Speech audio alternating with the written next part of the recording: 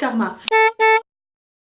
Bonjour à tous et bienvenue sur le channel. À chaque fois que j'arrive ici au coin comme ça de l'écran, j'ai envie de me mettre au milieu, mais après j'oublie que je vais vous mettre des photos de produits juste ici. Donc si je me suis rendu compte qu'avec le temps je migrais. Ne vous inquiétez pas. Je vous retrouve pour un fameux anti-haul. Qu'est-ce qui s'est passé? Okay. Les anti-hauls sont les vidéos dans lesquelles je vous dis pourquoi j'achèterai pas les produits que je vais mentionner. Ce sont encore une fois des raisons propres à moi. Il y a peut-être des choses sur lesquelles je vais changer d'avis, c'est déjà arrivé. Il y a peut-être des choses que vous aimez et je vais vous attaquer. Ne vous sentez pas attaqué personnellement, c'est juste mon choix. Et voilà, donc bon, en général c'est pour rigoler. Je pense que c'est comme le 22e anti-haul. Je laisserai à la fin la playlist complète. Ouh, Karma. De l'anti-haul en haut de l'écran si ça vous dit d'aller voir, et dans la barre d'infos, tiens, au cas où vous vous rendez pas jusqu'à la fin et que vous avez envie de voir les autres. Voilà, je commence tout de suite, je prends ma liste. Je me suis dit, oh c'est bizarre, il n'y a pas grand chose que j'ai mis dans mon anti-haul, est-ce que ça vaut vraiment la peine de faire un anti-haul? Et après ça j'ai Karma. Après ça j'ai regardé mes affaires, j'ai fait ah il y a des trucs. Alors je commence par une marque qui me déçoit très souvent, beaucoup trop souvent, c'est la marque Benefit. C'est quoi cette palette, la palette quand ils font pas les quand ils font pas les mêmes palettes tous les ans avec les blushs, ils savent plus ce qu'ils font. Ils vont dire oh mon dieu, on m'a demandé une palette de faire autre chose, je vais tout mettre dans les mêmes palettes. Rouge à lèvres, fard à paupières. Non. Et il y avait quoi? Il y a rouge à lèvres, fard à paupières et blush, je crois, un truc comme ça. Cette palette est immonde. Le quota fard versus packaging est déjà très offensant. Mais le pire c'est qu'ils décident de... Moi j'ai une horreur absolue des rouges à lèvres en panne dans des palettes. Je veux dire, comment tu fais si tu veux faire une retouche? C'est toujours la même question. Comment tu fais si tu veux faire une retouche? Est-ce que tu te balades avec ta palette Benefit toute la journée? Non, sûrement pas. Est-ce que tu vas t'en prélever un petit peu puis en le mettre dans un pot de voyage et tu vas prendre un pinceau avec toi? Non, sûrement pas. Alors à quoi sert cette palette? C'est supposé être une palette qui fait tout. Elle fait rien, elle est nulle, je la déteste. À chaque fois que je la vois, je pense que j'ai jamais eu une haine aussi profonde à propos d'une palette. Voilà, c'est ça. Je suis désolée Benefit, désolée. C'est pas une marque dont je parle énormément parce que j'ai juste pas envie d'en parler. La marque KKW et la marque, tu sais, les marques Kylie Cosmetics. Les prix qui m'intéressent pas surtout. Mais c'est quand j'ai vu que Kim Kardashian avait sorti du fond de teint pour le corps. Et là j'ai fait mais qui a besoin de ça? À part les Instagrammeurs, genre pour prendre des photos à Bali, tu sais. Personne n'a besoin de ça, enfin je sais pas. Et là ma pote, une de mes meilleures amies, elle fait oh en fait j'ai acheté le fond de teint pour le corps de Kim Kardashian. J'ai fait comme... Est-ce que je dis Kim Kardashian? Kim Kardashian. Et là j'ai fait... Mais... Je me suis sentie comme trahie un petit peu. J'ai dit mais je viens de faire une vidéo, enfin je l'ai pas encore faite mais j'avais l'idée, ok, de faire une vidéo dans laquelle je disais mais qui va acheter ça? Et elle me dit bah les gens qui veulent acheter des cicatrices. J'ai dit t'as jamais entendu parler de Dermablend? Dermablend ça cache les tatouages les plus colorés de l'univers, t'as pas besoin d'acheter chez Kim K là.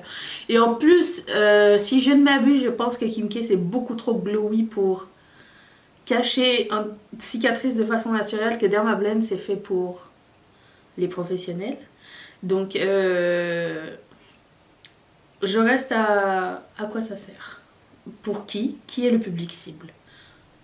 Si vous avez des réponses, mettez-les dans les commentaires. J'ai vu la collaboration Pac-Man et Wet n Wild. La palette de blush est tentante, moi je mentirais pas. Mais Pac-Man n'a jamais été un univers qui m'intéressait énormément. Moi je me suis arrêtée à Arkanoid. Si quelqu'un se rappelle de ce jeu, mets un thumbs up s'il te plaît. Parce qu'à l'époque on jouait avec le clavier. Tellement c'est vieux. Donc Pac-Man c'est pas un univers qui m'intéresse. Et aussi quand Wet n Wild fait pas des colorations mais des éditions limitées, j'ai l'impression que c'est pas toujours 100% la même qualité qu'on a d'habitude. Donc je n'achèterai pas cette collection. Peut-être éventuellement maybe la palette de blush. Mais encore là, est-ce que c'est vraiment une grosse nécessité? Non, je ne pense pas. Et c'est ça. Même les pinceaux avec les glis-glis d'habitude à l'intérieur, j'adore. C'est beau mais je sais pas. Pac-Man c'est juste pas mon esthétique. C'est juste ça m'interpelle pas. Donc... voilà, ce sera tout pour cette... la palette, même si elle est colorée, c'est pas quelque chose qui... tu vois. J'ai vu que Tarte avait sorti... C'est très bizarre parce que... peut-être parce qu'on veut faire changement, mais on est à l'époque où les gens sortent des palettes pour les yeux à tire-larigot. Mais ils ont sorti des trios pour les yeux. Alors je me demande... et vous allez m'aider à répondre. Est-ce que les gens sont tannés d'avoir des palettes et qui veulent des choses plus petites? Je vois le trend un petit peu monter partout, genre oh, on veut des palettes de 6 fards, on veut des palettes de 8 fards, pas plus que ça parce que c'est trop overwhelming. Et quand tu as une palette avec plus de fards, moins de fards, tu es plus porté à tous les utiliser que le contraire. Donc dans quelle équipe vous situez-vous? Est-ce que vous êtes je veux une grande palette pour faire plein de choses, ou je veux un trio de fards à paupières et je vais être content avec ça? Mais d'après ce que j'ai vu, les trios, il n'y avait pas beaucoup de mat à l'intérieur. Alors je sais pas comment ça va fonctionner. C'est pas un produit vers lequel je vais me tourner parce qu'en ce moment en fait, je suis en train de faire un espèce de déclutter de petit à petit, mais vous allez voir ça bientôt, de mon make-up, et je me rends compte que les mini palettes, les quads et tout ça, c'est des trucs que j'adore mais que je laisse toujours en arrière parce que j'ai déjà plein de palettes, j'ai des monos et j'ai plein de choses pour m'amuser, et elles sont toujours comme, à moins qu'il y ait des fards que j'ai pas du tout et qui sont dans ces palettes là, c'est les mini palettes, c'est pas des choses vers lesquelles je me tourne, et du coup je sais pas qu'est-ce que je ferais avec un trio de 3 fards à paupières bleus, vous voyez ce que je veux dire? Donc c'est ça. Peut-être ça peut être complémentaire à autre chose aussi, c'est des couleurs que vous n'avez pas, mais j'ai l'impression que les couleurs que j'ai vues c'est des couleurs très... qu'on a déjà. Alors je sais pas si ça dépend de la formule ou un truc comme ça, mais l'idée, ça m'attire pas tellement. Après...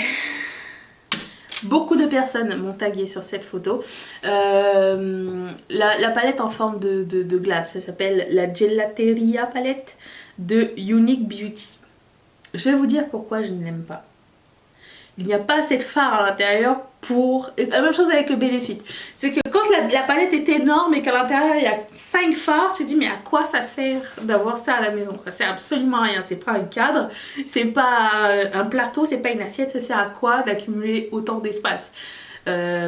Encore là, je reviens à la défense de Morphe, où même si leurs palettes sont énormes, il n'y a pas de trop plein d'espace libre. Vous voyez ce que je veux dire?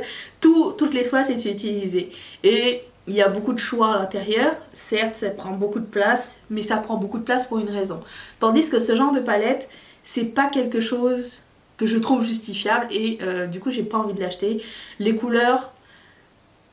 on dirait qu'à partir du moment où j'aime pas le concept d'un truc, j'arrive pas à apprécier les couleurs. Je sais pas si c'est normal ou pas. Il y a un nouveau produit de Natasha Denona qui s'appelle le Chroma Crystal, donc c'est des eyeshadows liquides. J'aurais été intéressée si ça avait été d'autres couleurs que 5 couleurs neutres. C'est à voir pour les prochaines fois si elle va faire d'autres trucs plus intéressants. J'ai hâte de voir les reviews. Encore là, c'est dur d'avoir une bonne idée de la brillance à moins de le swatcher en magasin. C'est dur d'avoir une idée de savoir est-ce que ça va... je tourne en rond. Est-ce que ça va être beau ou pas sur les yeux? Est-ce que ça va être aussi scintillant qu'on le pense? Et on a tellement de mal à prendre en photo et même à filmer. Regardez, j'ai des paillettes ici au milieu, ça se voit à peine.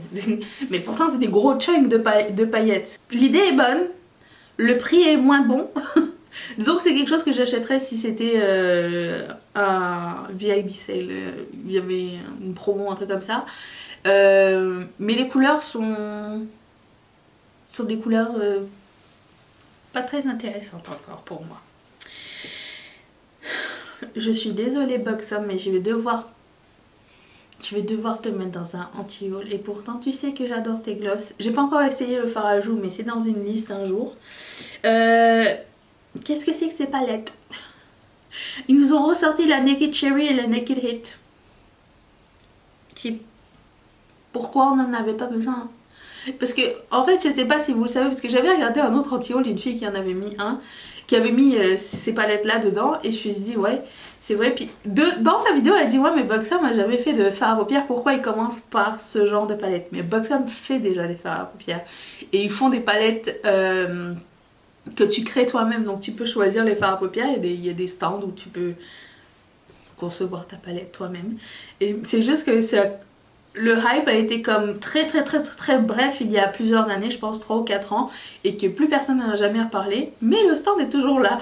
Je pense qu'ils essaient de faire un retour sur les fards à paupières, mais c'est peut-être pas leur force, ou alors c'est pas la bonne façon de le faire.